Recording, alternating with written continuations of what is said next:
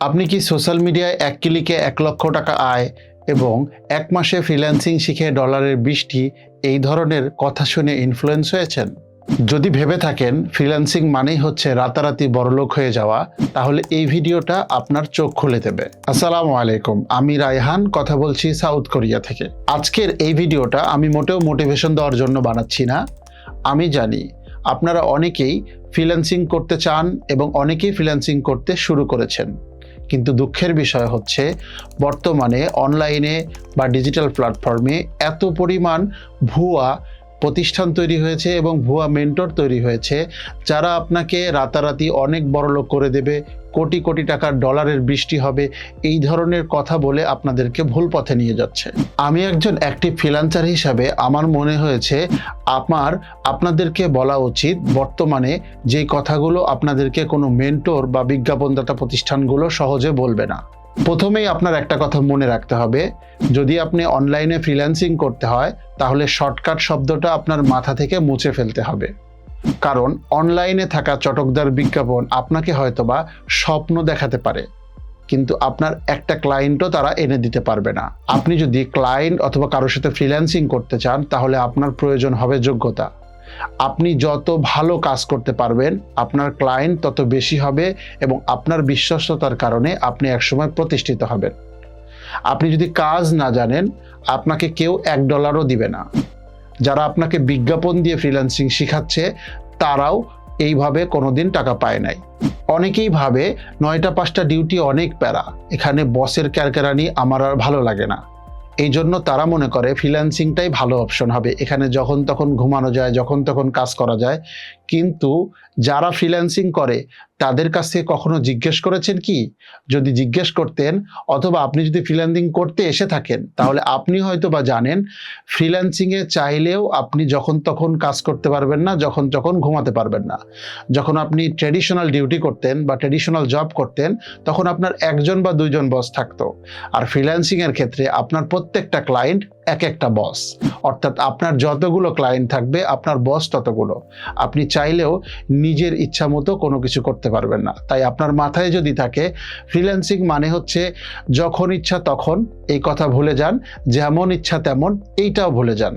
আর আপনাকে ভাবতে হবে ফ্রিল্যান্সিং মানে হচ্ছে আপনার নিজের প্রতিষ্ঠান, নিজেকে চালাতে হবে, সবকিছু আপনাকেই করতে হবে। এটাকে আপনি আপনার নিজস্ব একটা বিজনেস হিসেবেও ধরে নিতে পারেন।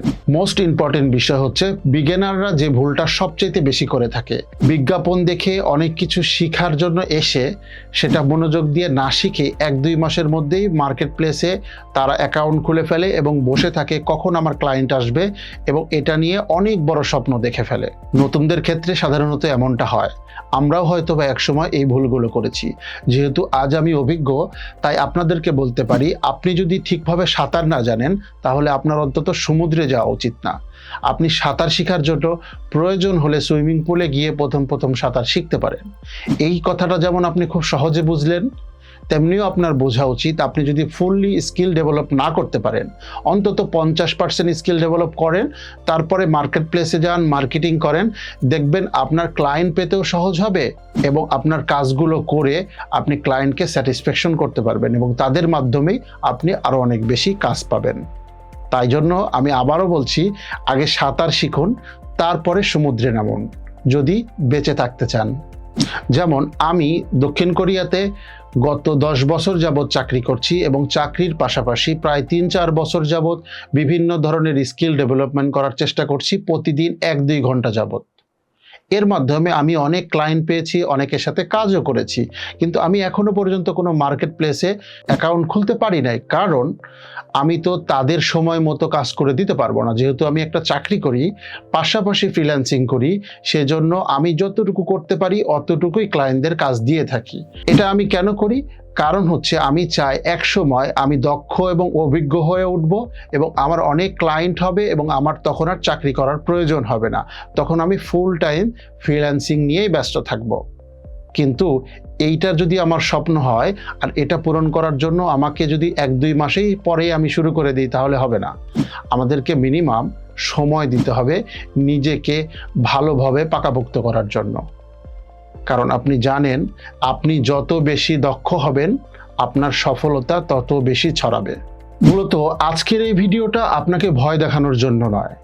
আজকের এই ভিডিওটা আপনার এই চটকদার বিজ্ঞাপন দেখে আপনি যে স্বপ্ন মনের মধ্যে বুনেছেন সেই স্বপ্ন থেকে বাস্তবে ফিরে নিয়ে আসার জন্য। যদি আপনি সত্যি ফ্রিল্যান্সিং করতে চান তাহলে আপনার উচিত হবে অন্তত 3 থেকে 6 মাস মনোযোগ দিয়ে যে কোনো একটা স্কিল ভালোভাবে শেখা, তারপরে আপনার ফ্রিল্যান্সিং শুরু করা।